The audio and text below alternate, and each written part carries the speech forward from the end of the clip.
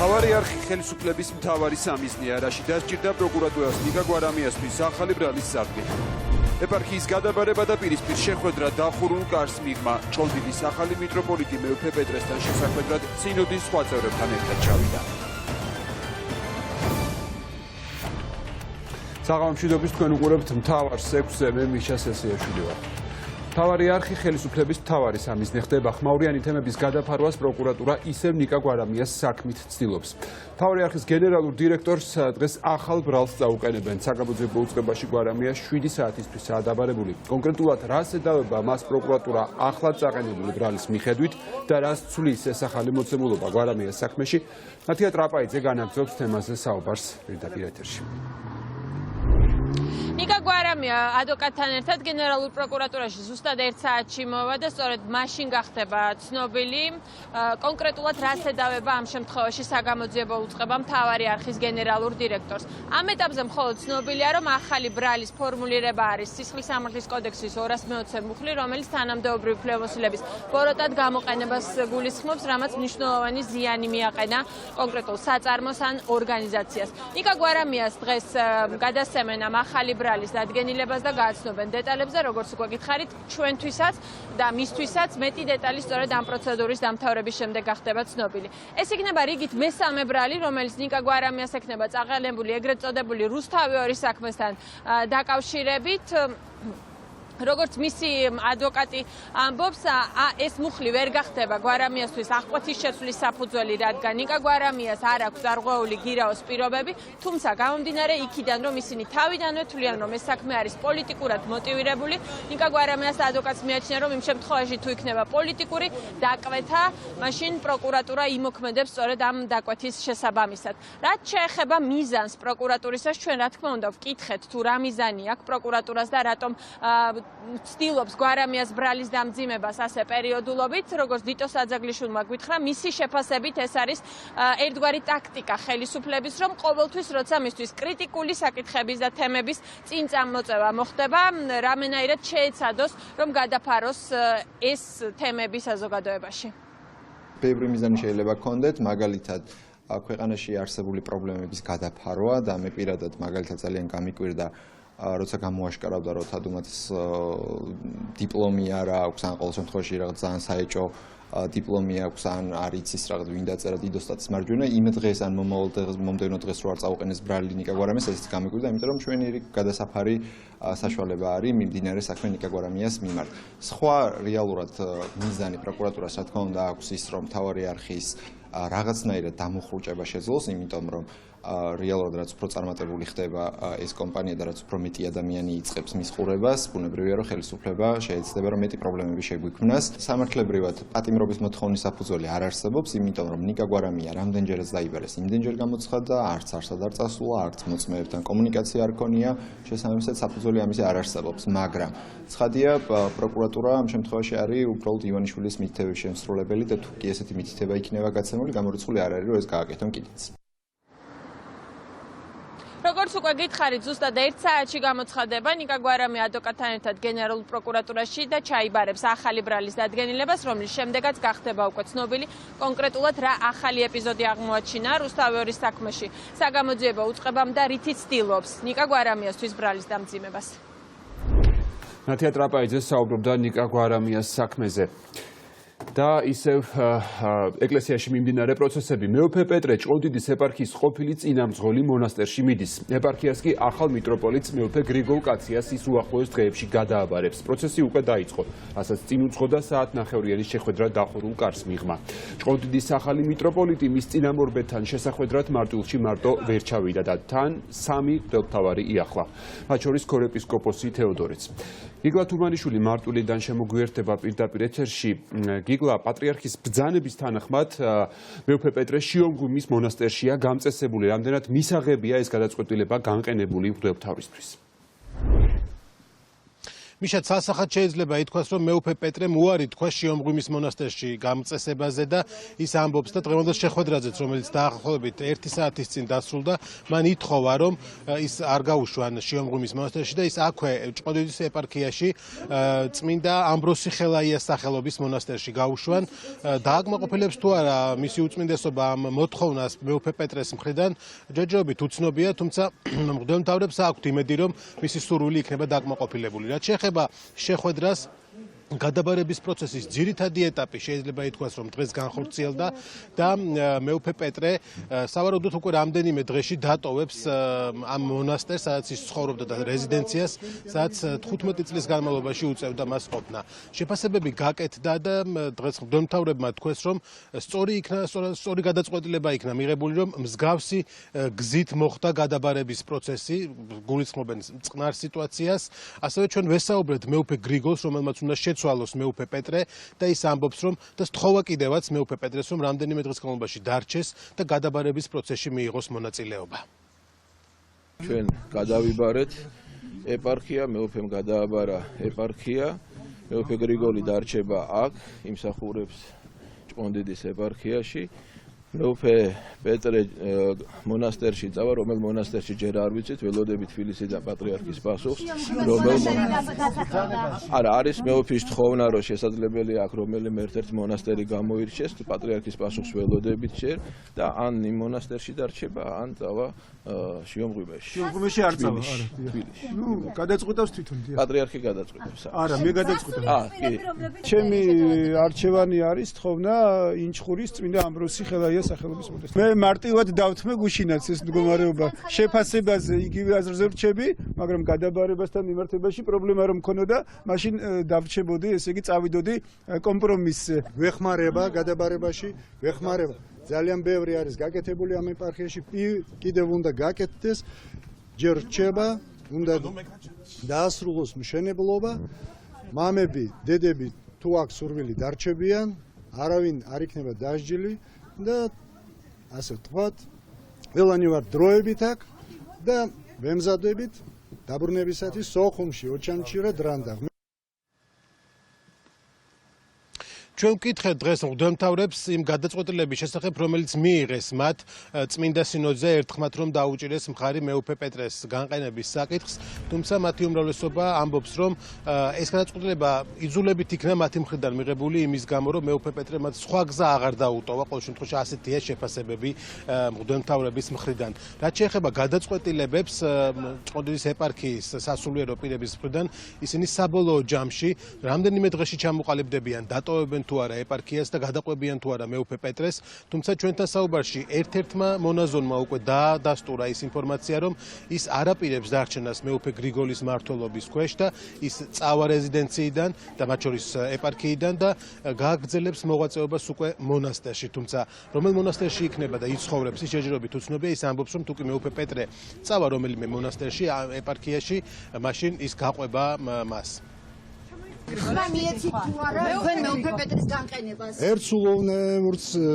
ერთსულოვნებით იყო თელი სინოდი, ხო, ყველა.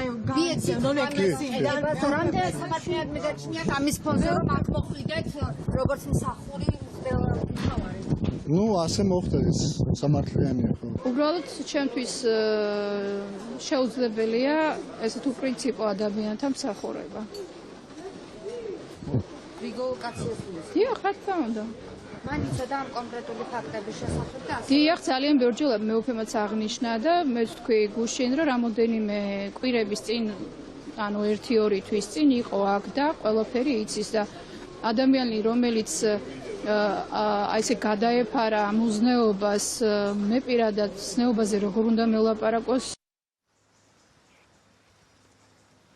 რაც შეეხება მეუფე პეტრეს მხრიდან გუშინ გაჟღერებულ უმძიმეს ფაქტებს, ჩვენ რა თქმა უნდა დღეს ჟურნალისტებს გვაინტერესებდათ, როგორ იქნება ის მტკიცებულებები, რომელზეც ისაუბრა მეუფე პეტრემ გუშინ, საკმაოდ მწვავე ფაქტებთან დაკავშირებით პატრიარქთან მიმართებაში.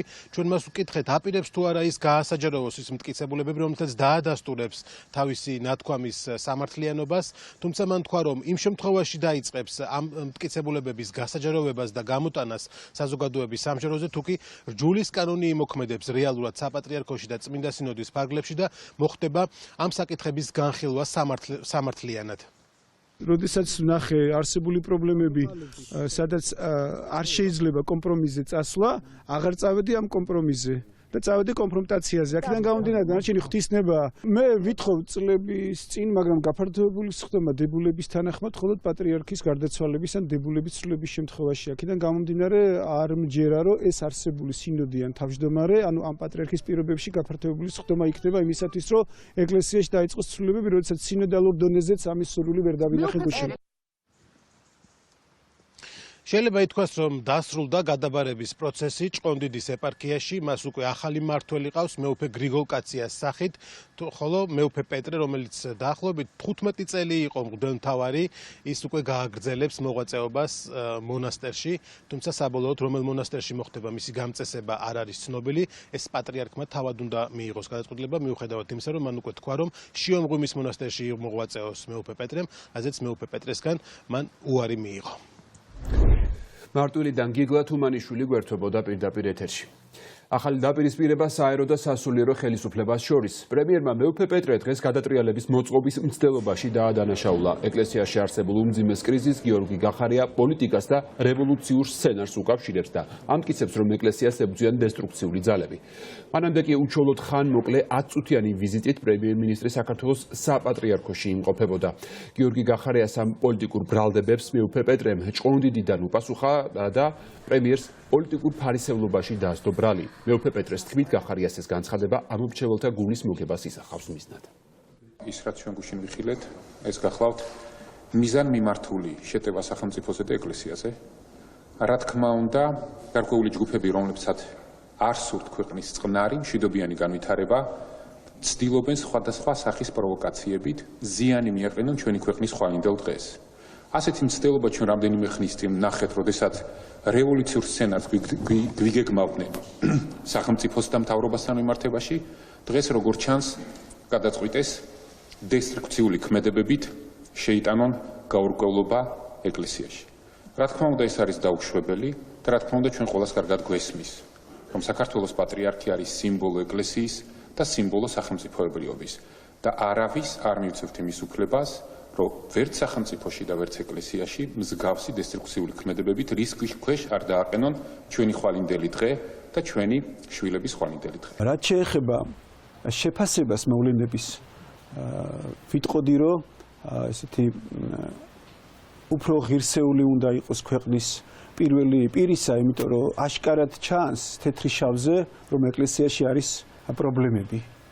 და მსგავსი შეფასება, რომ ყველაფერი თითქოს მხოლოდ გარე ძალებისაგან არის, ხელისუფლება ვალდებულია დაამტკიცოს, ვინ არის ეს გარე ძალები. წინააღმდეგ შემთხვევაში ეს როგორც მინიმუმ არის ფარისევლობა და რა თქმა უნდა, მე მესმის მათი პოლიტიკური განწყობისა, რომ 20-20-ის არჩევნები არის ჩასატარებელი, მაგრამ ამ მეთოდით ფიქრობ, რომ ძალიან გაჭირდება ამ არჩევნების ასევე ღირსეულად ჩატარება, თუ ესეთი დამოკიდებულება გვექნება ერში თუ ბერში არსებული პრობლემების მიმართ.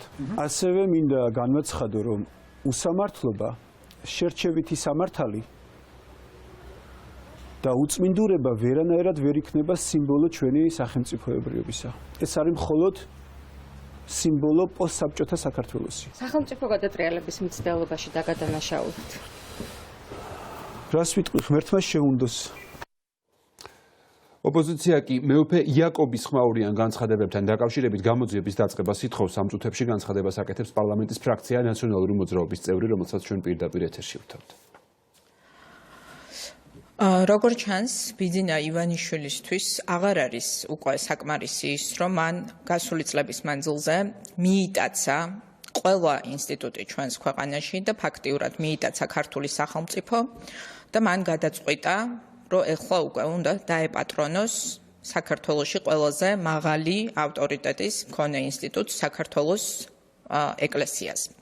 ამ ცდელობამ ივანიშვილის, რომ ჩაერიოს უხეშად ეკლესიის შიდა საქმეებში, გამოუსწორებელი ზიანი მიაყენა როგორც საქართველოს ეკლესიას, ასევე ჩვენს ქვეყანას და სახელმწიფოს, თითოეულ საქართველოს მოქალაქეს და რა თქმა უნდა, პირველ რიგში ჩვენი ეკლესიის მრევლს. თუმცა, როგორც შვევია, ბიძინა ივანიშვილი უტიფრად ატყუებს ჩვენ საზოგადოებას, ერთი ხელით ანგრევს ჩვენს ეკლესიას და მეორე ხელით კი თიც იშვერს პოლიტიკური მოწინააღმდეგეებისკენ. ჩვენ დღეს გსურთ შევახსენოთ ჩვენ საზოგადოებას, რომ ძალიან მაღალი საეკლესიო თანამდებობის პირმა, მეუფე იაკობმა ძალიან საყურადღებო განცხადება გააკეთა ერთი კვირის წინ, როდესაც მან ფაქტიურად ბრალი დასდო დღევანდელ პრემიერ-მინისტრს ბატონ გახარიას და შინაგან საქმეთა მინისტრს ბატონ გომელაურს ეკლესიაში შეთქმულების ორგანიზების მცდელობაში და პატრიარქის ჩანაცვლების მცდელობაში. მსურ საზოგადოებას შევახსენო, რომ მეუფეს არ უარყვია ეს განცხადება და მეტიც. წმინდა სინოდმა იმსჯელა რა გუშინ ამ განცხადებაზე, ეჭვქვეშ არ დაუყენებია განცხადების შინაარსი. საქართველოს პროკურატურა, რომელსაც დაუყოვნებლივ უნდა დაეწყო გამოძიება, იმიტომ რომ ეს განაცხადი არის განაცხადის შესაძლო დანაშაულის ჩადენის ფაქტზე, ამის ნაცვლად დღეს ურცხვად აცხადებს, რომ რამდენადაც გომელაურს და გახარიას არ დაუდასტურებიათ შეხვედრის ფაქტი, შეხვედრის რომელზედაც იყო საუბარი, მათ არ აქვთ საფუძველი დაიწყონ გამოძიება. ეს არის დაცინვა ქართველი ხალხის, ეს არის დაცინვა ქართული სახელმწიფოსი და შესაბამისად ჩვენ დღეს გადაუდებელ აუცილებლად მიგვაჩნია, რომ ეს პროცესი უკვე უნდა წარიმართოს სხვაგან და ეს ადგილი, რა თქმა უნდა, არის საქართველოს პარლამენტი, რადგან ჩვენ შესაძლო საქმე გვაქვს შესაძლო არაკონსტიტუციურ ქმედებასთან და დარღვევასთან ძალიან უხეშად, როგორც საქართველოს კონსტიტუციის, რომლის მერვე მუხლი ადგენს, რომ ეკლესია არის დამოუკიდებელი საკუთარ საქმიანობის განხორციელებისას და იგივე ადასტურებს საკონსტიტუციო ხელშეკრულება ეკლესიას და სახელმწიფოს შორის და შესაბამისად პარლამენტს, როგორც უმაღლეს საკანონმდებლო ორგანოს, დღეს აქვს გადაუდებელი აუცილებლობა, რომ დაიწყოს შესწავლა დასახელებული ფაქტების. სწორედ ამიტომ ჩვენ დღეს გამოვდივართ ინიციატივით და უახლოეს დღეებში ეს დაფიქსირდება როგორც ოფიციალური ინიციატივა საქართველოს პარლამენტში, რომ საქართველოს პარლამენტის რეგლამენტის შესაბამისად შეიქმნას საგამოძიებო კომისია მაღალი თანამდებობის პირების მიერ პატრიარქის წინააღმდეგ შესაძლო ანტიკონსტიტუციური შეთქმულების და სახელმწიფოსა და საქართველოს ეკლესიას შორის საკონსტიტუციო შეთანხმების დარღვევის შემსწავლელი დროებითი საგამოძიებო კომისია. ამ კომისიის მიზანი უნდა იყოს, რომ შეისწავლოს საქართველოს არაფორმალური მმართველის ბიძინა ივანიშვილის მხრიდან პატრიარქის გადაყენების ცდელობის ფაქტი და ასევე საქართველოს დღევანდელი პრემიერ-მინისტრის გიორგი გახარიას და სხვა თანამდებობის პირების და შესაძლოა სასულიერო პირების თანამონაწილეობა ამ პროცესში. ჩვენ რა თქმა უნდა, როგორც ოპოზიციას, არ გვეყოფა საკუთარი ხმები იმისთვის, რომ შეიქმნას ეს საგამოძიებო კომისია, მაგრამ მე დიდი იმედი მაქვს, რომ საქართველოს პარლამენტში მოიძებნება 50 პარლამენტის წევრი, რომელსაც აინტერესებს დაადგინოს სიმართლე იმასთან დაკავშირებით, რაც ჩვენ გვესმის გასული დღეების მანძილზე და თუ ამ ინიციატივას მხარს არ დაუჭერს რომელიმე პოლიტიკური ძალა, იმიტომ რომ მე არ მგონია, რომ ეს პარტიული ინტერესის საკითხია, მხოლოდ საგამოძიებო კომისიის შექმნა, საზოგადოებას ეცოდინება, რომ საქართველოს პარლამენტში მათი წარმომადგენლები რეალურად ხელს აფარებენ ცდელობას, რომ სახელმწიფოს დღევანდელმა მიმტაცებელმა ოლიგარქმა ივანიშვილმა დაანგრიოს საქართველოს სახელმწიფოსთვის, მისი მომავლისთვის ყველაზე მნიშვნელოვანი ერთ-ერთი ინსტიტუტი, საქართველოს ეკლესია და სავარაუდოდ სწორედ გზა გაუხსნას ბოლომდე რუსეთის ზეგავლენის გაძლიერებას ჩვენს ეკლესიაში. მადლობთ. ასევე ოპოზიცია მეუფე იაკობის ხმაურიანი განცხადებების გამოსაძიებლად დროებითი საპარლამენტო საგამოძიებო კომისიის შექმნას ითხოვს, რადგან სხვა ფორმატით და სხვა შემთხვევაში შეუძლებელი აღმოჩნდა გამოძიების დაწყება. რატომ არ იწყებს პროკურატურა გამოძიებას მეუფე იაკობის განცხადებებზე, განმარტებას საგამოძიებო უწყება წერილობით ავრცელებს. განცხადება პატრიარქის შესაძლო ლიკვიდაციის ნაწილში მეუფე იაკობმა მეორე დღესვე უარყო. შესაბამისად, მიჩნეულ იქნა, რომ მეუფე იაკობის ეს განცხადება არ შეესაბამება სინამდვილეს, წერია პროკურატურის განცხადებაში. რაც შეეხებოდა განცხადების მეორე ნაწილს, რომელიც ეხებოდა პატრიარქის საპატრიარქო ტახტიდან გადაყენების საკითხს. მეუფე იაკობის მიერ შეხვედრაზე დამსწრეთა შორის დასახელებულმა პირებმა, როგორც სასულიერო, ისე საერო პირებმა, საჯაროდ კატეგორიულად უარყვეს არათუ პატრიარქის გადაყენების საკითხის განხილვა რაიმე შეხვედრაზე, არამედ თავად ამგვარი შეხვედრაც კი. აღნიშნული ფაქტობრივად გამორიცხავს ამ ინფორმაციის სისწორის თეორიულ შესაძლებლობასაც კი. საქართველოს პროკურატურაში ასევე შეფასებულ იქნა მეუფე იაკობის განცხადების ის ნაწილი, რომელიც შეეხება რამაზ ნიკოლაიშვილის მიმართ დანაშაულის შესაძლო ჩადენას. თავად დანაშაულის შედეგად შესაძლო დაზარალებულმა პირმა საჯაროდ უარყო მის მიმართ რაიმე სახის უკანონო ქმედების განხორციელება. წერია მთავარი საგამოძიებო უწყების მიერ გავრცელებულ წერილობით განცხადებაში, სადაც აღნიშნულია, რომ უწყება ვერ ხედავს გამოძიების დაწყების სამართლებრივ საფუძველს. ვინ იგულისხმა პრემიერ-მინისტრმა იმ დესტრუქციულ ძალებში, ვინც მეუფე პეტრეს დახმარებით მისი აზრით ეკლესიაში გადატრიალების მოწყობას ცდილობდნენ. ოპოზიცია გიორგი გახარიას დღევანდელ განცხადებაში პასუხისგებლობისგან თავის არიდების მცდელობას ხედავს და პრემიერს ისევ 20 ივნისის სისხლიან ღამეს და დარბეულ დემონსტრანტებს ახსენებს. იუსტიციის მინისტრის თქმით კი ეს იგივე დესტრუქციული ძალაა, დესტრუქციული ელემენტები არიან, ვინც 20 ივნის შტურმი განახორციელა და დაგეგმა.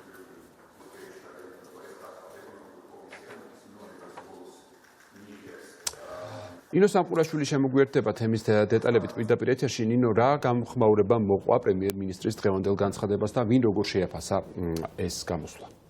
ქართული ოცნების ტრადიცია და ჭიკაიძისეული განცხადებები. ასე შეაფასა დღეს ოპოზიციამ გიორგი გახარიას ბრალდებები. ოპოზიციაში ამბობენ იმას, რომ რაც არ უნდა ილაპარაკოს დღეს საქართველოს პრემიერ-მინისტრმა, ის ვერ გაექცევა და ქართული ოცნების ხელისუფლება, ასევე ბიზინა ივანიშვილი ვერ გაექცევიან იმ პასუხისმგებლობას, სადაც მეუფე იაკობი პირდაპირ საუბრობს იმაზე, თუ როგორ გეგმავდა გიორგი გახარია ვახტანგ გომელაურთან და გიორგი კვირიკაშვილთან ერთად საპატრიარქო ტახტის გადატრიალებას. ოპოზიციაში ამბობენ იმასაც, რომ გიორგი გახარიას პასუხისგება მოუწევს 20 ივნისთან დაკავშირებითაც. ყველა კრიზისულ სიტუაციაში ისინი საუბრობენ რაღაცა გადატრიალებას და რევოლუციაზე, ცხადია, ამას მე ვერაფრით ვერ ასაბუთებენ, მაგრამ კიდევ უფრო პრობლემური არის ის, რომ ამითი გახარია ვერ გადაფარავს ვერც თავის პასუხისგებლობას გავრილოვის ღამეს, რომელსაც ცდელობა აქვს, რომ რევოლუცია დაარქვას და გადატრიალება, ვერც მთავრობის პასუხისგებლობას, რომელიც არის პირდაპირ შესული მაფიოზურ გარიგებაში ეკლესიასთან წლების განმავლობაში. და ვერცი პასუხისგებლობას, რაც ჩვენ მოვისმინეთ ერთ-ერთი მეუფესგან, სასულიერო პირისგან, კონკრეტული ბრალდებები, კონკრეტულ დანაშაულებზე, ამის გამოძიების აუცილებლობა ვერ გადაიფარება ვერაფრით. ის რაც მოვისმინეთ რაღაცა დაბარებები და რაღაცა გადაყენებები გადმოღია, ეს არის კლასიკური მაფიოზური ურთიერთობა, რომელსაც კავშირი არ აქვს სეკულარულ სახელმწიფოსთან და რა თქმა უნდა, ეს ყველაფერი ბიძინა ივანიშვილის გარეშე ვერ იქნებოდა და ვერ იქნება. ამიტომ დღევანდელი განცხადება არის მხოლოდ ცდელობა პასუხისგებლობისგან გაქცევის. პრემიერ-მინისტრ გახარიას განცხადება არის თავხედური, ჭიკაიძისეული. მან რევოლუცია ახსენა და გახსოვთ ჭიკაიძეც რომ იძახდა რომ რევოლუციას აწყობს რაღაცა საბურავებითო და ფაქტობრივად დღეს მიმდინარე პროცესები პროვოცირებული ხელისუფლების მიერ, რომელიც აწყობდა თავად გახარიას მონაწილეობით საეკლესიო გადატრიალებას, რომლის მიზანი იყო პატრიარქის ჩამოცილება და ეკლესიის პოლიტიკური მიზნით მართვა წინასაარჩევნო და ზოგადად ძალაუფლების შენარჩუნების მიზნით, ფაქტობრივად მან დაუკავშირა, ასე ვთქვათ, ოპოზიციის ქმედებებს. ამ განცხადებით მან ფაქტობრივად აღიარა, რომ მეუფე იაკობთან საუბარი, რომლის გამოძიება არ უნდა არც პროკურატურაზე, არც სხვა საგამოძიებო ორგანოს იყოს სწორი. ეხლა ყველა ცდილობს სადღაც ვიღაცისკენ გაიშვიროს ხელი და რაღაცა მითიური ლეგენდები დახატოს, ერთი რამ არის ცხადი. ყველა ხელისუფლება ცდილობდა საქართველოს ეკლესიის, ესე ვთქვათ, ეკლესიისკენ ხელის გაშვერას, ცდილობდა თავისი, ესე ვთქვათ, გავლენების ქვეშ მოქცევას.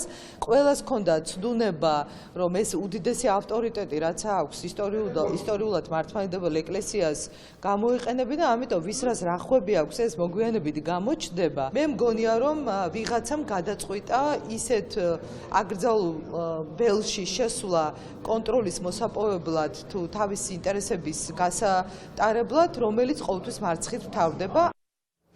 იგივე გაიმეორა დღეს იუსტიციის მინისტრმა თიაწულუკიანმა ვიცე-პრემიერმა რაც თქვა გიორგი გახარიამ თიაწულუკიანი ამბობს რომ გუშინდელი დღეც მოწყობილი იყო იმ ადამიანების და იმ ძალების ვინც მართავდნენ 20 ივნისს მოვლენებს ქვეყანაში. რმა უნდა იყო ალბათ რომ არ დაინახო ის რასაც ჩვენ ყველა ვხედავთ. რომ მიმდინარეობს მიზანმიმართული თავდასხმა და თავდასხმების სერია უკვე მრავალი თვეა ეკლესიაზე და გუშინ ამან მიაღწია პიკს, როდესაც მოხდა ღია, ასეთი ღია და აგრესიული თავდასხმა საქართველოს პატრიარქზე. ჩვენი პოზიცია არის ძალიან პრინციპული და მყარი, რომ ჩვენ ყველაფერს ვაკეთებთ და გავაკეთებთ იმისთვის, რომ პატრიარქმა თავი იგრძნოს დაცულად და მან შეძლოს მიუხედავად იმ ასაკისა, რომელიც მას აქვს, რომ გააგრძელოს რაც შეიძლება დიდხანს ეკლესიის მართვა. ეს ძალები, ვინც თავდასხმის უკან დგას, მე ვფიქრობ, რომ საზოგადოებისთვის გამოსაცნობი არ არის, ეს არიან ის ძალები, როგორც დღესაც აღინიშნა, რომელიც ზოგადად ებრძვის ყველაფერს იმას, რაზეც დგას ჩვენი ქვეყანა. ჩვენ ვგულისხმობთ ყველას, ვინც ვთქვათ, რამდენიმე ხნის წინ თავდასხმებს ახორციელებდა სახელმწიფო ზემის სტრუქტურებზე. ახლა როგორც ჩანს, მათ ჩათვალეს, რომ უკვე ღია დაპირისპირების და თავდასხმების საგნად უნდა იქცეს ის, ვინც არის ეკლესიაში მთავარი და ვინც არის ღერძი ეკლესიის, რომელმაც მოიტანა დღემდე არამხოლოდ ეკლესია, არამედ ჩვენი სახელმწიფოებრიობაც. როგორც მოისმინეთ, ხელისუფლება, ქართული ოცნება, პრემიერ-მინისტრი და მინისტრთა კაბინეტის წევრები ხელს პირდაპირ იშორენ მეუფე პეტრეზე და ოპოზიციაზე. ხელისუფლების ოპონენტები კი ამბობენ, რომ ის რაც ხდება დღეს ეკლესიაში, ეს არის პირდაპირი ინტერესი ბიძინა ივანიშვილის, ქართული ოცნების და საქართველოს ხელისუფლების. ნინო სამყურაშვილი საუბრობდა მთავარის პირდაპირ ეთერში. პოლიტიკოსები კი მეუფე იაკობის განცხადებაზე გამოძიების დაწყებას ითხოვენ, მათი თქმით პატრიარქის დამხობის მცდელობა არის დანაშაული, რომლის შესახებაც გაკეთდა საჯარო განცხადება და ახლა საგამოძიებო უწყებები ვალდებულები არიან დაიწყონ შესაბამისი ძიება. ის რომ სახელმწიფოს რეაქცია არ აქვს ამ განცხადებაზე, ოპოზიციისთვის არის იმისი დასტური, რომ შეთქმულება გახარიასა და გომელაურის მონაწილეობით, რომელზეც იაკობი საუბრობდა, ნამდვილად მზადდებოდა. მართველი გუნდი კი კვლავ ბრალდებების და გამოძიების აბსურდულობაზე საუბრობს. მეუფე იაკობის განცხადებებში იყო დანაშაულის შესახებ ინფორმაცია. ეს არის სისხლის სამართლის საპროცესო კოდექსით სავალდებულო საფუძველი, რომ დაიწყოს გამოძიება და ამაზე რეაგირება უნდა მოახდინოს პროკურატურა. ასეთ განცხადებას აკეთებს, რომ წინასწარ იცის, რომ რა არის სიმართლე, რა არა, რომელი ფაქტი წინამდვილეს შეეფერებათ, რომელი არა, ეს ნიშნავს, რომ პროკურატურა თავად არის დაინტერესებული ამ საქმის შედეგით. ან დაინტერესებულია, რომ ამ საქმეზე არაფერი არ მოხდეს. ეს კიდევ უფრო აღრმავებს ეჭვს, რომ მართლაც მაღალჩინოსნები გარკვეულ უკანონო ქმედებებში მონაწილეობენ. მშვიდობა დასაჯა მეუფე იაკობი მისი ბილსიტყვაობისათვის, არანორმატიული ლექსიკის გამოყენებისათვის, მაგრამ ფაქტობრივად მან მიიღო ცნობად ის, რაც მან აღიარა, რომ ხელისუფლების უმაღლესი სამთავრობოს პირები, პრემიერ-მინისტრი და ორი მინისტრი და მინისტრი და პრემიერ-მინისტრი, რომ ივანიშვილის გარეშე ნაბიჯად დგამენ, ეს ძალიან კარგად არის ცნობილი, აპირებდნენ საეკლესიო გადატრიალებას და მასში სასულიერო პირების ჩართვას. ეს დაადასტურა ირიბად სინოდმა. დაუყოვნებლივ უნდა დაიწყოს გამოძიება ამ ფაქტთან დაკავშირებით. იმისთვის, რომ გაირკვეს ამ შინაარსის რეალურობა, უნდა გამოკვლეულ და გამოძიებულ იქნას, იმიტომ რომ თუ ეს ფაქტი ასეთი სერიოზული და ასეთი მნიშვნელობის საკითხია, არღვევს კონსტიტუციურ შეთანხმებას. ეს არის ეკლესიასა და სახელმწიფოს შორის დადებული შეთანხმება ჩაურევლობის თაობაზე და ეს ეხება სწორედ ამ თემას. ამ საკითხს სჭირდება გამოკვლევა, იმიტომ რომ კონსტიტუციურ შეთანხმების საკითხს ეხება. ჩვენ ვხედავთ, რომ საქმე რაღაც გაცილებით უფრო რთულ, სავარაუდოდ უფრო რთულ პროცესთან გვაქვს, რომელთანაც იკვეთება ის, რომ ძალიან მნიშვნელოვანწილად გარკვეული აღრევა არის სასულიერო პირებისა და საჯარო სახელმწიფო მოხელეების სახელეების მე ვერ დავეთანხმებოდი ხა ამ მოსაზრებას, რომ იქ არაფერი საინტერესო არ არის და შესაბამისად არ უნდა დაინტერესდეს ან საგამოძიებო უწყება, ან მინიმუმ თვითონ მეუფე იაკობმა დამატებითი ინფორმაცია არ მიაწოდოს საზოგადოებას იმასთან დაკავშირებით, რაც უკვე გააჟღერა. კონკრეტული გამოძიების შესახებ გადაწყვეტილებას, როგორც მოგეხსენებათ, იღებს ამ შემთხვევაში პროკურატურა და მან თავად უნდა გადაწყვიტოს, თუმცა ჩემი აზრით მე მგონია, რომ მეუფე იაკობის მიერ გაკეთებული განცხადებები იყო საფუძველს მოკლებული.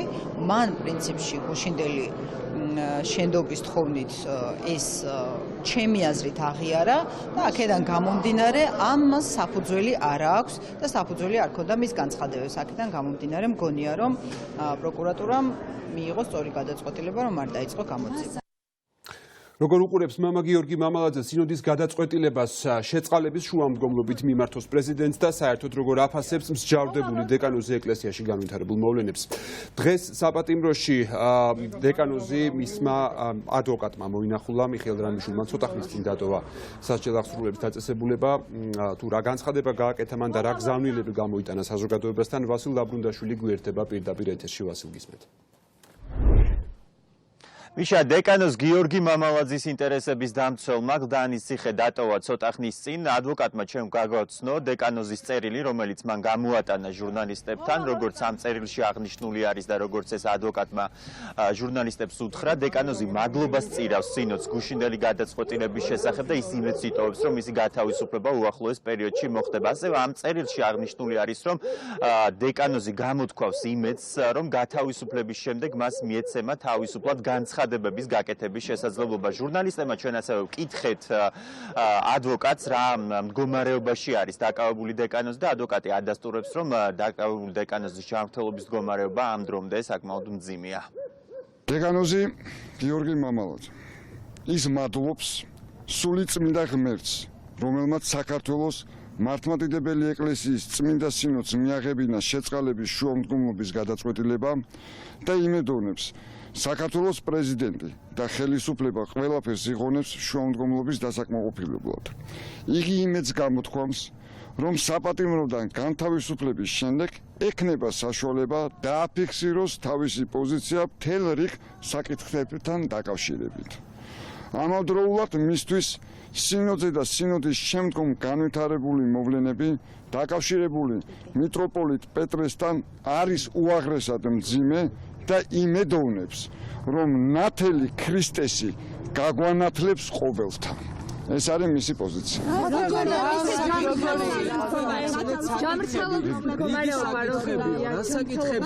გასაკითხებზე აპირებს პოზიციის დაფიქსირებას, ეს რო გითხრათ ბატონო. იცით რა, ამასთან დაკავშირებით მე შემიძლია გითხრათ, რომ ესე დეტალურად არ იყო საუბარი თუ რა საკითხებზე ექნებოდა, თქვათ, განხილვა, მაგრამ ყოველ შემთხვევისთვის ეს უკვე გამოჩნდება შემდგომ, როდესაც საპატიმროდან განთავისუფლდება და მას საშუალება ექნება, რომ გარკვეულ საკითხებზე თავისი პოზიცია. როგორია მეუფე პეტრეს განცხადებებთან დაკავშირებით მისი პოზიცია, როგორია მეუფე პეტრეს განცხადებებთან? მიტროპოლიტთან დაკავშირებით მისი პოზიცია მე უკვე წავიკითხე, ეს პოზიცია რომ მისთვის არის უაღრესად, რო არის ეს მისთვის უაღრესად მძიმე და იმედოვნებს, რომ ნათელი ქრისტესი გაგვანათლებს ყოველთან. რა გადაწყვეტილებას მიიღებს ქვეყნის პრეზიდენტი დეკანოზთან დაკავშირებით, ეს არის უცნობი. დღეს სალომე ზურაბიშვილმა ამ კითხვებზე პასუხების გაცემა არ ისურვა. პროცედურა კი არის შემდეგი. საპატრიარქომ ოფიციალური წერილი უნდა გადააგზავნოს პრეზიდენტის ადმინისტრაციაში, თუმცა გადაგზავნილია თუ არა ეს წერილი ჩვენთვის არის უცნობი, რადგანაც ჩვენ მთელი დღის განმავლობაში ვცდილობთ პრეზიდენტის ადმინისტრაციასთან დაკავშირებას, თუმცა ადმინისტრაცია კავშირზე არ გამოდის. ეს ვასილ დაბრუნდაშვილი იყო. შეიწყალებს თუ არა საქართველოს პრეზიდენტი მამა გიორგი მამალაძეს სინოდის თხოვნის შემდეგ. სალომე ზურაბიშვილის ადმინისტრაცია განმარტებას ამ საკითხზე სალომე ზურაბიშვილი არ აკეთებს. შეგახსენებთ, გუშინ სინოდის სკანდალურ სხდომაზე მამა გიორგი მამალაძესთან დაკავშირებით მდელმთავრებმა ერთსულოვანი გადაწყვეტილება მიიღეს და პრეზიდენტს მსჯავრდებული სასულიერო პირის შეწყალების შუამდგომლობით მიმართეს. ახლა ჯერი სალომე ზურაბიშვილზეა, რომელმაც იგივე თხოვნაზე მანამდე ოჯახს უარი უთხრა. ბოლოდინი რო სიმართლე და ეს ყველაფერი დადგინდებოდა, მაგის მოლოდინი როგორ არ ქონდა ეს სიმართლე ყოველთვის იმარჯვებს. ნახოთ ახლა პრეზიდენტზეა ყველაფერი დამოკიდებული, ეს რას გადაწყვეტს და როდის იქნება განთავისუფლება მის. ეკლესიაში განვითარებულ მოვლენებს განცხადებით ეხმაურება საქართველოს სახალხო დამცველი. არ ვიცი და ვერ ვერკვევი საპატრიარქოს შიგნით მიმდინარე დაპირისპირებაში, რომელიც ჩემი დაკვირვებით მხოლოდ ძალაუფლებისთვის ბრძოლაა და არაფერი აქვს საერთო სულთა და ამაღლებულ მიზნებსა და იდეალებთან. მაგრამ ერთი რამ ჩემთვის ცალსახაა, ყველა ვინც ბრძოლის იარაღად იყენებს ბრალდებას სექსუალური ორიენტაციის ან სექსუალური ცხოვრების შესახებ არის ფსკერი და ასევე დიაგნოზი მისი მორალური სახის. მინდა ჩემი როგორც ადამიანის მოქალაქის სახალხო დამცველის მხარდაჭერა უცხადო პატრიარქს, რომელიც ამ დაბიო სიძულვილის ენის სამიზნე აღმოჩნდა, რომელიც ასევე ადამიანია, ხანდაზმული და ადამიანის წინააღმდეგ ბრძოლისას არასოდეს უნდა გადაკვეთოს ზღვარი, რაც პატრიარქის მიმართ ძალიან ბინძური ხერხებით გადაკვეთილი იქნა, წერია ნინო ლომჯარიას განცხადებაში. შეხვედრამდე სამოთხეში ამ სიტყვებით და ცრემლებით დაემშვიდობა მეუფე პეტრე დღეს ჭყონდიდის ეპარქიის მრევლს და სასულიერო პირებს. გამოსამშვიდობებელი შეხვედრა პანსიონატის აღსაზრდელებთან საკმაოდ ემოციური აღმოჩნდა. მეუფე პეტრეს თქმით ის მზადაა საეკლესიო საქმეები მის შემცვლელს მეუფე გრიგოლს გადააბაროს. მეუფესთან დამშვიდობება ემოციური და საკმაოდ მძიმე იყო პანსიონატის თანამშრომლებისა და აღსაზრდელებისთვისაც.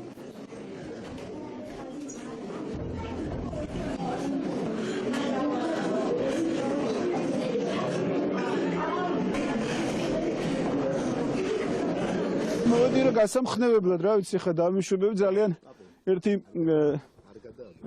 ძალიან მიყვარს ერთი წმინდა მამის ისეთი ხასიათი იყო როცა ვინმეს გაიცნობდა ძალიან საინტერესოა ყველამ დაიმახსოვრეთ ვინმეს რო გაიცნობდა ადამიანს და შემდეგ როცა ემშვიდობებოდა ეთყოდა შეხვედრამდე სამოთხეში აბა თქვა შეხვედრამდე სამოთხეში სადაპირებთ მოღვაწეობის გაგრძელებას მეუფე. საქართველოში. Სამართლოდ მოექცნენ მეუფეს, მიუხედავად ამისა ის მაინც ჩვენს მეუფედ დარჩება. 11 წლის წინ ნულიდან დაწყებულია ყველაფერი და ყველაფერი აბსოლუტურად პირველი ქვიდან დაწყებული მეუფეს ხელით არის ნალოლიავები და ნაფერები. თქვენ ბავშვებსაც რო შეხედოთ, თუნდაც კურსდამთავრებულებს, მე ჩემი სამი შვილი გავზარდე აქ ამ სკოლაში და რაც სითბოდა, სიკეთე რამე თუ არის ალბათ მათში აი აქედან მოდის. ჩვენ არ ჩაურეულვართ ამ იმაში რომ რამე ყოფილიყო ან კაფიცვები არ რამე, მაგრამ დარწმუნებული ვარ ერთ რამეში რომ მეუფნის აქ არ ყოფნა გარკვეულწილად სკოლის შემდგომ იმაზე იმოქმედებს.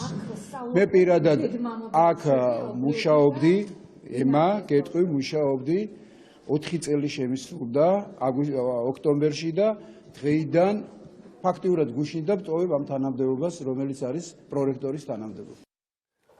ხმაურიანი განცხადებებით ცნობილი კიდევ ერთი მეუფე კი მდუმარეს სინანულს ირჩევს. ზუსტად ერთი კვირა აბოდბის ეპისკოპოსი მრევლს არ უნახავს. ბოდბეში მეუფე იაკობი მას შემდეგ აღარ გამოჩენილა, რაც გასულ შაბათს ჟურნალისტებთან ხმაურიანი განცხადებები გააკეთა და ივანიშვილის ხელისუფლება პატრიარქის დამხობის მცდელობაში დაადანაშაულა.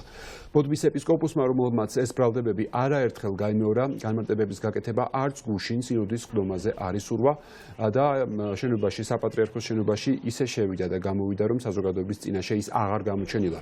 სინოდის განჩინების მიხედვით მას მხოლოდ გაფრთხილება და აღსარების ჩაბარება აკმარეს. თუ გინახავთ მეუფე აქ მოსული არ მინახავს უკვე ძალიან დიდი ხანია. არ დამინახავს და თუ მოვიდა გარეთ არ გამოდის. იხლა ტაძარში იყო მეუფე იაკობი. ეხლა არ მინახია. ყოველთვის ეს დედათა მონასტერია და მე მგონი ჩამოდის ხოლმე შავად კვირას. მე როგორც ვიცი, ისეთი თუ რაღაცა საქმე აქვს. არ გინახავთ? მიზანმიმართული ბრძოლა ეკლესიისა და ინსტიტუციების წინააღმდეგ. ასე აფასებს წმინდა სინოდის კრების შემდეგ განვითარებულ მოვლენებს საზოგადოებრივი მოძრაობა ლელოს დამფუძნებელი. მამუკა ხაზარაძის თქმით, ახლა ერი უნდა გაერთიანდეს და გვერდით უნდა დაუდგეს მის სულიერ ლიდერს. მამანთა ფსევდორევოლუციური შემართება თუ ხელისუფლების აშკარა ჩარევა ეკლესიაზე დაპატრონების მიზნით ძალიან მძიმედ შეიძლება შემოუბრუნდეს მთელ ქვეყანას და მის მომავალს. ეკლესიამ თავად უნდა გადაწყვიტოს მის წიაღში არსებული პრობლემები, ამისთვის მას სჭირდება დაცვა, როგორც ინსტიტუციას. უცხადებთ სრულ მხარდაჭერას კათოლიკოს პატრიარქს ილია მეორეს ამ რთულ ვითარებაში. უსურვებთ მას სიმხნევეს და ჯანმრთელობას. რა პირობებით და ვალდებულებებით გადაეცემა ბიძინა ივანიშვილს წყალტუბოში მდებარე სანატორიუმები. ხმაურიანი პროექტის დაანონსებიდან რამდენიმე დღის შემდეგაც კი მთავრობაში სკანდალური პროექტის დეტალები არ იციან. ეკონომიკის მინისტრი ვერც ფასს ამბობს, რომლის გადახდაც ოლიგარქს მოუწევს და ვერც იმას აკონკრეტებს, რა საინვესტიციო ვალდებულებას დააკისრებს მთავრობა ქართული ოცნების თავმჯდომარეს. წყალტუბოს პროექტი კიდევ ერთხელ ვიტყვი, არის რევოლუციური დარღვევა, დიდი გამოწვევა და ძალიან დიდი ინვესტიცია, აქ რამოდენიმე მილიარდ დოლარზე იქნება საუბარი, იმიტომ რომ ჩვენ ეს პროექტი ადრე გქონდა შეფასებული. სწორედ იმიტომაც რომ ეს პროექტი ესოდენ ძვირადღირებულია, საჭიროებს ერთიან მიდგომას, არის მაღალი ბიზნეს რისკები, დღემდე ერთ-ერთი კერძო ბიზნესი ცალკე აღებული ვერ გაუმკლავდა მას. აქედან გამომდინარე, სრულიად გამართლებულია და რა თქმა უნდა მხარდასაჭერია ის ინიციატივა, რომლითაც ბატონი ბიძინა ივანიშვილი გამოვიდა, სრულიად საქველმოქმედო, ასე ვთქვათ, ფორმატში, იმიტომ რომ ყოველგვარი უკუგების გარეშე კეთდება ეს, რომ მოხდეს კომპლექსურად ამ ტურისტული რეგიონის, ქალაქის აღორძინება და განვითარება. ქარელში აფეთქების შედეგად 2 ადამიანი დაშავდა. შემთხვევა დევნილთა დასახლებაში ერთ-ერთ საცხოვრებელ ბინაში მოხდა. აფეთქება ბუნებრივი აირის გაჟონვამ გამოიწვია. პირველ სართულზე მცხოვრებმა 60 წლის მამაკაცმა კი სხეულის მძიმე დამწვრობა მიიღო და საჭირო გახდა მისი თბილისში ტრანსპორტირება. მომხდარზე გამოძიება დაიწყო. ადგილზე მისულ ქარელის მერს კი მოსახლეობა დაუპირისპირდა და მომხდარზე დროული რეაგირება მოითხოვა.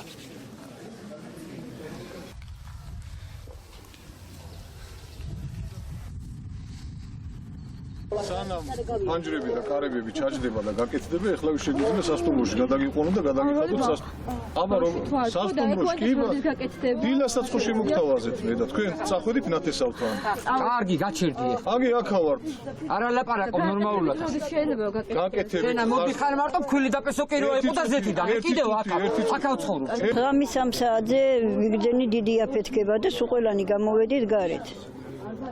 და ფაქტის ახეზია ხედავთ რომ რა მდგომარეობა აფეთქება გავიგე ძალიან ძლიერი მეღვიძა ხო და მე მეგონა რაღაცა იყო ხო მიწინძვრა მეგონა ხო გამოვიხედე და რას ვხედავ შუშები ცვივად კაცად კუცი გამოვიქეცი უცეთა ჩამოვიდნენ ხალხი და მერე დაგურიქეც მილიცია პოლიცია სასტრაფო რამე ეს კაცი კიდე ეს ერთი კაცი ცხოვრობდა მარტო ხო და იმასაკენ დამწვარი იყო. ისე თქვენს რომ ის იყო გაზი და ეტყობა სიგარეტი მოწია ან რამე ან შუქიანთო და რომ იმასაკენ მე იფეთქა უცებ.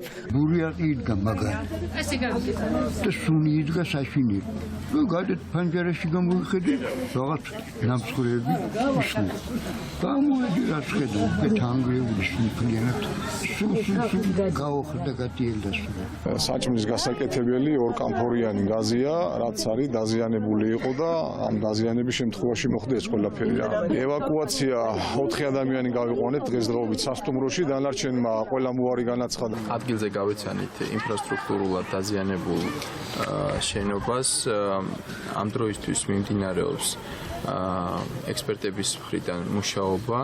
ასევე ჩვენი მხრიდან მაქსიმალურად დაჩქარებულ ვადებში მოხდება ხარჯსაფრისთვის გაკეთება, რათა მოხდეს დაზიანებული ინფრასტრუქტურის აღდგენა. ძილოს გამთენიისას 48 წლის მამაკაცი შემოვიდა ჩვენ კლინიკაში, გადმოყვანილი იქნა ქარელიდან, სავარაუდოდ საკუთარ სახლში გაზის აფეთქების შედეგად, რეანიმობილით ბრიგადის თანხლებით, მას აქვს სხეულის 35% დაზიანებული, თავი მთლიანად აქვს დამწვარი, ორივე მტევნები, ქვემოყიდურები, ორივე წვივი, დამწვრობითი შოკის მდგომარეობაში. ამას ემატებოდა სასუნთქების თემური ჰალაცური დაზიანება და მაროტრამა, რაც ამ სავარაუდოდ გაზის აფეთქებამ გამოიწვია.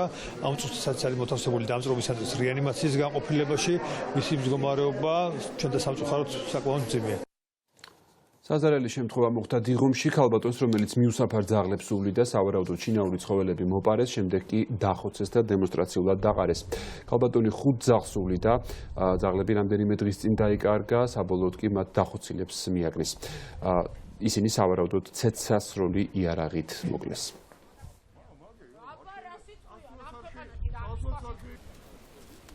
ეს არის რაღაც საშინელი ვანდალური ფაქტი, ვიღაცა ალბათ დათორა, ქონდა იარაღი, რატომღაც ამ ქვეყანაში ყველას აქვს იარაღის ტარების უფლება, რაც ჩემთვის ძალიან მიუღებელია და რაღაცა გამოვიდა და ძაღლებზე რაღაცა ვაჟკაცობით ძალიან თავი გამოიჩინა, ძაღლებს მოერია, დახოცა სამივე და მე ეტყობას ცოტა აქეთ მოკლა იქით ჩვენი სახთან ახლოს და მე მოიტანა და აი გრელეში გადაყარა. დიღომი ალბათ თბილისი არ არის, ვაკე და საბურთალოა მარტო თბილისი, იმიტომ რომ ყოველ ღამეს ისმის იარაღის ბათქაბუთქი და მე ძალიან მინდა რომ ვიმართო უფლება საერთოდ ჩვენს ქვეყანაში თუ არსებობს ძალოვანი სტრუქტურები, რომ გააკონტროლონ ეს დიღომი, რომ ესეთი ხმაური, ესეთი იარაღის კაკანი არის მოდეს თელი საღამო. სამივე მიყრილი ვიღაცამ ალბათ სადღაც დახოცა, მოიყვანა, დაყარა აქ და ალბათ ეს უპასუხოდ დარჩება ეს ყველაფერი, იმიტომ რომ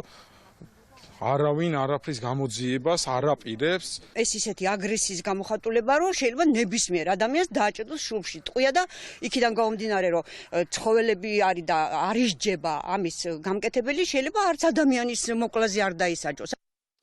ტროცკი შუაშისტი ეს განცხადებები დღეს პლენარულ სხდომაზე პარლამენტში ისმოდა ერთმანეთს ბექა ნაცვლიშვილი და საპარლამენტო უმრავლესობის ერთ-ერთი ლიდერი აკაკი ზოიძე დაუპირისპირდნენ. კამათეკი შრომის კოდექსში შესატან ცვლილებებს და მის განხილვას მოყვა. კანონპროექტის ინიციატორი ბექა ნაცვლიშვილია, რომელიც მხარდაჭერისკენ მმართველი გუნდის დეპუტატებს ტრიბუნიდან მოუწოდებდა. რის საპასუხოდ აკაკი ზოიძემ განაცხადა, რომ შრომელების უფლებების დასაცავად მმართველი გუნდიც საკმარისად და აქტიურად ირჯება. ჯანდაცვის კომიტეტის თავმჯდომარის ამ განცხადების გამო ბექა ნაცვლიშვილმა ზოიძეს დემაგოგი უწოდა, ამის შემდეგ კი დარბაზში კამათი და დაპირისპირება დაიწყო. კარგი კანონი რაც არის, რაც სხვა შემოაქვს, თქვენ ამას აგდებთ, რაღაცა სისულელებს წერთ შიგნით, იმიტომ რომ ბიზნეს ხშირ შემთხვევაში ვერ უწევთ წინააღმდეგობას და აუარესებთ, მართლაც აუარესებთ შრომელთა მდგომარეობას იმ კანონებით, ვითომ რომ რაღაცა აი ეს ევროკავშირის გასახაროთ წიჭკა დაგისვათ ევროკავშირი, ამიტომ რომ იღებთ შრომის კანონებს. აი ეს არის თქვენი პრობლემა. ტროცკისტი ვარ მე, ხო შენ რომელი იდეოლოგიის წარმომადგენელი ხარ? ბატონო აკაკი, მითხარი ერთი რა. შუაშისტი ხარ? რა კარგი რა, არგუმენტი მაინც გქონდეთ რამე. დღესდღეობით დატოვა საპატიმრო გიორგი ონიანმა. მან 2 წლიანი მსჯავრი მოიხადა და საჩვენო აღსრულების დაწესებულება ვადაზე ადრე საპროცესო შეთანხმების საფუძველზე დატოვა. ეგრეთ წოდებული მატროსოვის ციხიდან გამოსვლის შემდეგ გოგა ონიანმა განაცხადა, რომ უახლოეს დღეებში ის იუსტიციის უმაღლეს საბჭოს მიმართავს, საიდანაც საზოგადოებისათვის ცნობილი გახდება, რატომ და რის საფუძველზე მოითხოვა მისი სასჯელის შემცირება. გოგა ონიანის თქმით, ის აგრძელებს ბრძოლას ივანიშვილის რეჟიმის წინააღმდეგ. რაც შეეხება თვითონ საქმის გარემოებებს, თუ რა მოხდა, როგორ მოხდა და რა იყო რეალურად იმის მიზეზი, რომ პროკურატურას მოუთხოვე წლების შემცირება, რა სისხლის სამართლის დანაშაულს ჰქონდა ადგილი, როგორც პირველი ინსტანციის სასამართლოს მხრიდან, ასევე მეორე ინსტანციის სასამართლოს მხრიდან. ამაზე სულ რამოდენიმე დღეში მე შევიტან საჩი ვარ უზენაეს იუსტიციის საბჭოში, სადაც დეტალურად იქნება ამაზე საუბარი და რა თქმა უნდა ამ ყველაფერს გაიგებთ თქვენც. ბევრი რამე თქვენთვისაც იქნება მოულოდნელი, იქნება ისეთი რამ, რა თქვენ არ იცით და საზოგადოება გაიგებს იმ რეალობას, რის შემდეგაც მე როგორც ადვოკატმა გადავწყვიტე, რომ სხვა გზა იმისა, რომ რაც შეიძლება ადრე გამოსულიყავი, რაც შეიძლება ადრე მესაუბრა საზოგადოებასთან და ჩემი წილი აგური დამედო საქართველოს გაძლიერებაში, რასაც მე პირდაპირ უკავშირებ ამ ხელისუფლების დამარცხებას, სხვა გზა ამისი არ იყო. ამერიკის პრეზიდენტმა დონალდ ტრამპმა კი ნიუ-იორკი დატოვა. ის იქ აღარ იცხოვრებს. თეთრი სახლის ლიდერის განცხადებით, მიუხედავად ქალაქის განვითარებაში შეტანილი წვლილისა, ნიუ-იორკელი პოლიტიკოსების ცუდი დამოკიდებულების გამო იძულებულია ოჯახთან ერთად საცხოვრებლად თავი ფლორიდას შეაფაროს. ამერიკის 55 პრეზიდენტს ნიუ-იორკის გუბერნატორი ენდრიუ კუომო გამოეხმაურა და დონალდ ტრამპი მთლიანად ფლორიდელებს დაუთმო.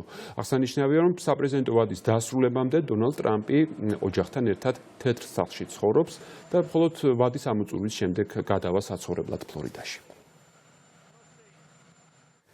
შოტლანდიის ეროვნული პარტიის ლიდერი დამოუკიდებლობის რეფერენდუმის განმეორებით ჩატარებას ითხოვს. ნიკოლა სტარჯონის განცხადებით აუცილებელია დამოუკიდებლობის რეფერენდუმის გამეორება, განსაკუთრებით ბრექსიტის კონტექსტის გათვალისწინებით. შოტლანდიას მსგავსი რეფერენდუმის ჩატარების ნება დიდი ბრიტანეთის თემთა პალატამ უნდა დართოს. თუმცა სტარჯონი მოითხოვს, რომ ეს უფლება შოტლანდიის პარლამენტს გადაეცის.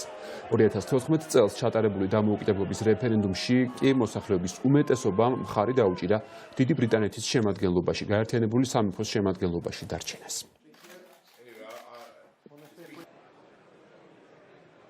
რუსეთის საგარეო საქმეთა მინისტრმა სერგეი ლავროვმა უკრაინის აღმოსავლეთით მიმდინარე პროცესები შეაფასა და ვლადიმერ ზელენსკის გადადგმული ნაბიჯები მოიწონა. კრემლის წარმომადგენლის განცხადებით დონბასიდან უკრაინელი სამხედროების გაყვანა რეგიონში სიტუაციის ნორმალიზაციას შეუწყობს ხელს. ნორმანდიული სამიტის დასრულების შემდეგ კი კიევის ლიდერმა უკრაინელ ჯარებს, მოხალისეთა დაჯგუფებებს ასევე უკან დახევისკენ მოუწოდა და ოკუპირებული ტერიტორიებისათვის განსაკუთრებული სტატუსის მინიჭება გადაწყვიტა. თურქეთი სირიაში დამატებით სამხედრო ტექნიკას გზავნის. ოფიციალური ანკარის განცხადებით შეერაღება ეგრეთ წოდებული უსაფრთხო ზონის დასაცავად იქნება გამოყენებული. ოფიციალური ანკარის ინფორმაციით ამ მიზნის მისაღწევად თურქეთი რუს სამხედროებთან თანამშრომლობს და ამის მაგალითად ასახელებს იმას, რომ ბოლო დღეებში ტერორიზმისათვის ძებნილი 18 მებრძოლი რუსეთს გადაეცა. შეთანხმება სირიის ტერიტორიაზე სამხედრო თანამშრომლობის შესახებ ერდოღანმა და ვლადიმერ პუტინმა 22 ოქტომბერს სოჩში გააფორმეს. 5 ადამიანი დაიღუპა და 35,000 უსახლკაროდ დარჩა ცენტრალური აფრიკის რესპუბლიკაში მომხდარი წყალდიდობის გამო. სამაშველო სამზებრო სამუშაოები ამ დრომდე გრძელდება. სტიქიური უბედურების ზონიდან კი მოსახლეობის ევაკუაცია მიმდინარეობს.